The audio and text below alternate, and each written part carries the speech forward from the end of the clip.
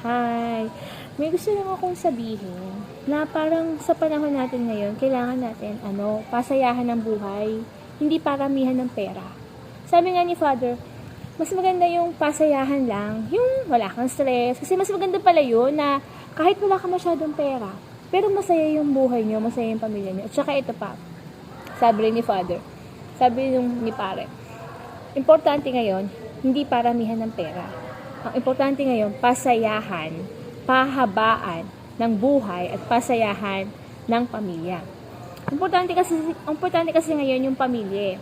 Yung iniisip mo lang yung anak mo, asawa mo, kayo lang. Kung ilan kayo sa pamilya lang. Kasi kapag yung inilabas mo pa doon, makaka-stress kasi minsan, lalo na kapag ang isang tao ay merong mental health awareness. Ito pa isa sasabihin ko sa inyo, no?